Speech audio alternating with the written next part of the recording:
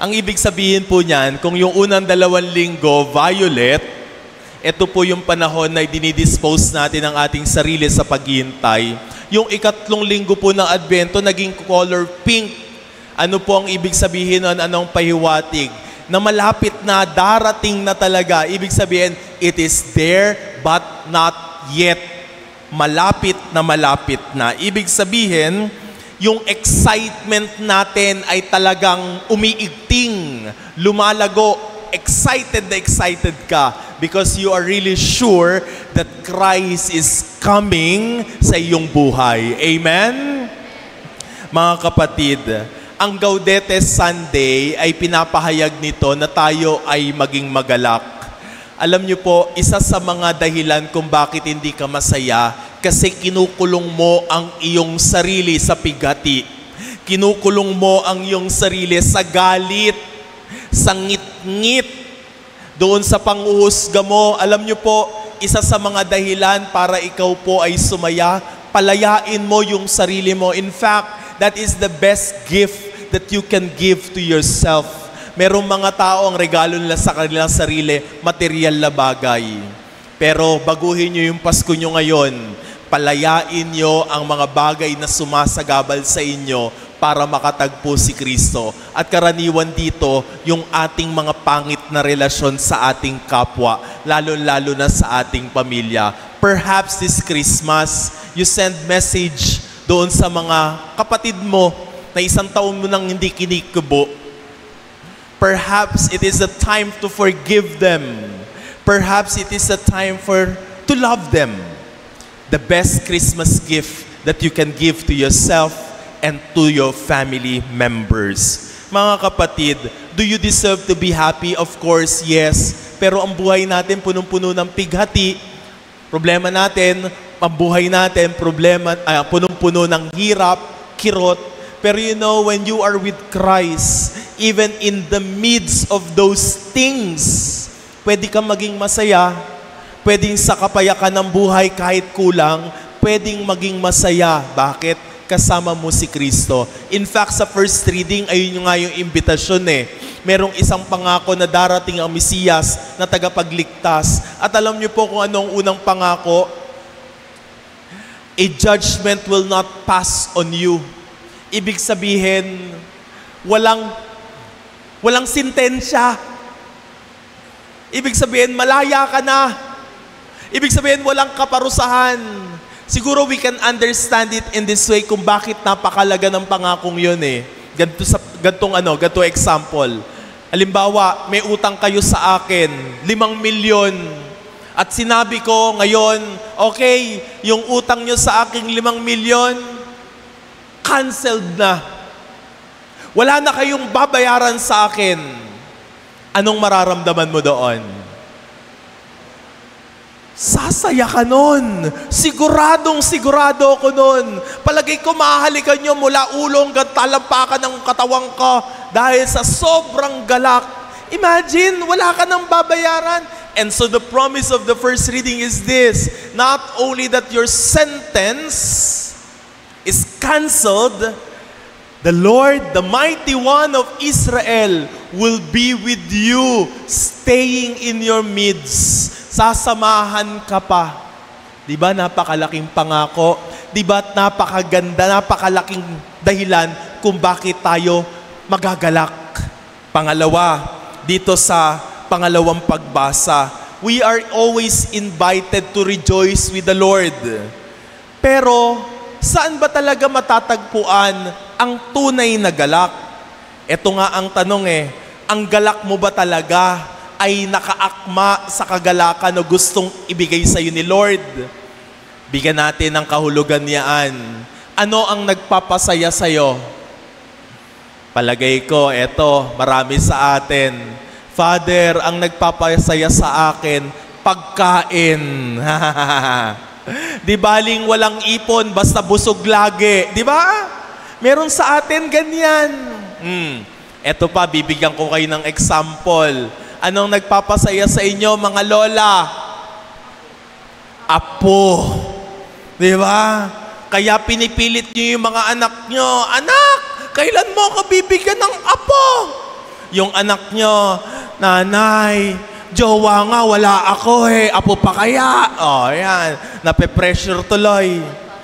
Ano pang nagpapasaya sa atin? Ito, kasama ko. Kahit hindi ko sabihin, napapa-oo kayo. Kaya di ba parang ang lungkot pag walang pera. Lalo-lalo na pag hindi nyo pa natatanggap ang inyong bonus. Di ba? Meron sa inyo, nakikita ko, tumatayo sa harapan ng ATM machine at sumasayaw. Kaya't ibigay mo na. Parang nagri-ritual sa harapan ng ATM machine para mabigay lang ang Christmas bonus. Para sa atin, yon ang magpapasaya. At sa inyo ginagamit yung Christmas bonus nyo? Pagpapareband, pagpapalagay ng pilik mata, 3 pulgada, pagpapa-highlights lang po, Father, konting highlights lang. Opo. Yung iba magpapakilay, 3D, 4D, 5D. Ano ibig sabihin nun? Yung mga lalaki naman, anong ginagawa nyo sa bonus nyo? Bumibili ng pyesa ng motor. Unahin nyo yung brief nyo, hoy. Ayun ang nagpapasaya sa atin. Ano pa? Ito nakakalungkot na source ng kaligayahan. Yung iba po, they are resulting to alcoholism. Umiinom. Ito po ang payo ko sa inyo sa pag-inom. Dahil ngayon maraming mga party.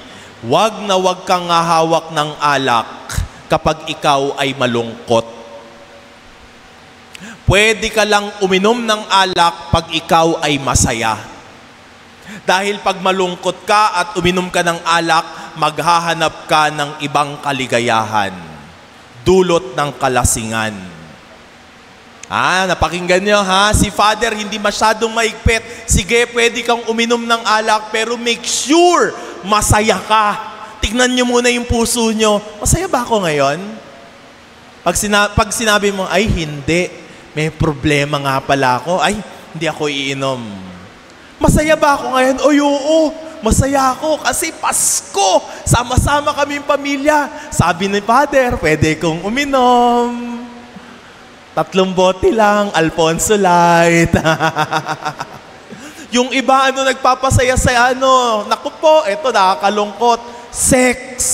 Yung iba, nagpapasaya sa inyo, cellphone, Mobile Legend, BTS, nako. Kung ano-anong iniimbento nating pinanggagalingan ng saya, but at the end of the day, ang totoo, nakakapagod lang sa pagsunod doon sa iba't ibang uri ng kaligayahan na yaon. Dahil ang totoo, hindi ka nila pinasaya. Lalo ka nilang inuhaw, lalo ka nilang ginutom, lalo kang nag-asam na magkaroon pa ng marami. Ngayon, ano ang sinasabi sa atin ng pagbasa para ikaw ay sumaya? Sa pangalawang pagbasa, ang ganda. Sabi ni Pilemon, manalangin ka. Marami sa atin hindi nakakahanap ng kagalakan sa pananalangin. Marami sa atin hindi nagdadasal. Tanungin mo, tuwing kailan ka nagdadasal? Father, 5 beses po ako nagdadasal tuwing kakain. Ibig sabihin, 5 beses kumakain yan. Kaya minsan pag naupo po ako sa kumpisal, di ba ang sinasabi natin dyan, bless me, Father, for I have sinned. Alam niyo po, at sasabihin sa pare ganito, bless us, O Lord, and this thy gifts, which are about to receive from thy bounty through Christ our Lord. Amen. Kahit pag sa pangungumpisal, pagkain pa rin ang iniisip. Bakit? Yun lang yung alam nilang dasal Maghanap o hanapin ang kagalakan sa pagdarasal. Kung hindi ka nagdadasal, ngayon ang pinakamagandang panahon para simulan ang pagdarasal. Amen? Pangalawa, sabi ni Pilemon, tayo ay maging mabuti sa ating kapwa. Meaning, do not hold fast evil against other people. Let us experience joy by being kind to other people. Do more good. Alam niyo po, Ang level kasi ng paggawa ng kabutihan natin, kung masusuklian ang kabutihan na ginawa natin, baguhin nyo naman, masyadong makamundo yan Ang mundo kasi, consumeristic. Pag nagbigay ka, dapat may sukli. Tignan nyo po yung mga relasyon nyo, doon po nakaangkla. Mutual understanding. Alam nyo, delikado yung mutual understanding na yan. Bakit? Paano kung sa panahon na wala nang maibigay? Ibig sabihin, wala nang understanding. Ang Kristiyanong pagbibigay ay yung kahit wala kang tinatanggap, sige pa rin sa pagbibigay. Be kind. Alam niyo po, natutuwa ako kasi minsan po, meron po akong ikinasal. Tapos, 65th wedding anniversary po nila. Tinanong ko po si Lolo, sabi ko, Lolo, ano po yung sikreto nyo? Kung paano po kayo tumagal ng 65 taon sa inyong pagsasama? Alam niyo po ang sagot sa akin ni Lolo? Sabi niya, Father, ito po ang aking sikreto. Araw-araw po, ang aking pong priority ay yung kaligayahan ng aking asawa. Naintindihan niyo? Tuwan-tuwa yung mga nanay, Oo nga, dapat nga, priority yung kaligayahan ka. Hindi, ano rin po yun? Kayo rin po, ang priority nyo, yung kaligayahan ng inyong asawa. And kung yun napatunayan ni lolo't lola, tumabot sila ng ganong katagal, I'm sure ganun din po ang hahantungan nyo. Tatagal. Bakit? You always willed what is good for the others, being kind. Pangatlo, ito maganda rin po ito. Paano natin masusustain ang ating galak? Kinakailangan po nating magpasalamat. Sana lagi tayong nagpapasalamat. A grateful heart is a happy heart. There is joy in saying, salamat po, thank you po. Amen? At ang highest form ng ating pagpapasalamat ay kay Lord. Kaya nga yung pagpunta natin dito sa kada linggo, hindi lang ito pagtupad ng obligasyon. Sabi ni Father, pupunta ako kada linggo. Hindi. Ang pagpunta natin dito, pupunta tayo kay Lord. Lord, thank you 7 araw yun, bugbog sarado ako. Lord, ano yung magagawa ko kung wala ka? Thank you. Ikaw yung naging lakas ko. Ikaw yung naging suporta ko. Maraming salamat. At Lord, kailangan pa ulit kita. 1 linggo ulit samahan mo ko at thank you in advance. That is a person that is happy because he knows how to say thank you. Amen? That is the second reading. Pero dumako tayo sa mabuting balita. Kanina, suggestion on how to sustain yung joy. Ito, coming from the gospel, what should we do in order to receive joy? Ito galing kay San Juan. Una, kinakailangan natin to be generous. To be generous. Kinakailangan nating matutong magbigay. Marami sa inyo gusto hamig, kita, kuwa, kupit. Yun lang, yun ang gusto natin. Sana ngayong Pasko naman, bigay. Sige. Huwag kayong malungkot. Kahit sa pagkatapos ng 25, wala na kayong pera. Sabi daw pag 25th, ang masaya lang daw po ay yung mga bata. Dahil sila lang daw po talaga ang may pera pag December 25. Tsaka mga pare. Kasi syempre nakikikain lang kami sa bahay nyo, di ba? Hindi kami gumagastos sa Noche Buena. Ayan.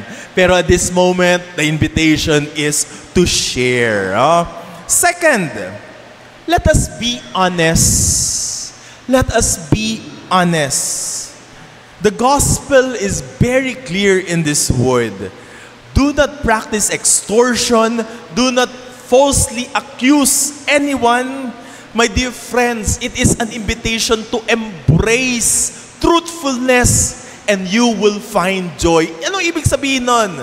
Kung hindi totoo, wag mong sabihin. Kung hindi totoo, wag mong gagawin. Kung hindi sa'yo, wag mong kukunin. At pinagpatuloy pa yon ni San Juan, no? Kayong mga nandoon sa luklukan, huwag kayong mag-extort. Yung pinagkatiwala sa inyo, gampanan nyo, lalo-lalo na yung pera. Yung fund. Lagyan nyo ng resibo. Oo. At yung isusulat yung pangalan sa resibo, totoong tao, ha? Paalala po yan, ha? Kayo talaga. Parents, train your kids to be honest.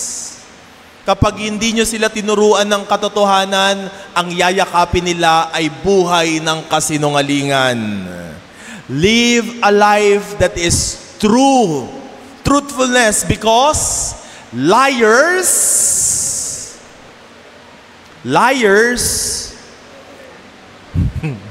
don't go to heaven.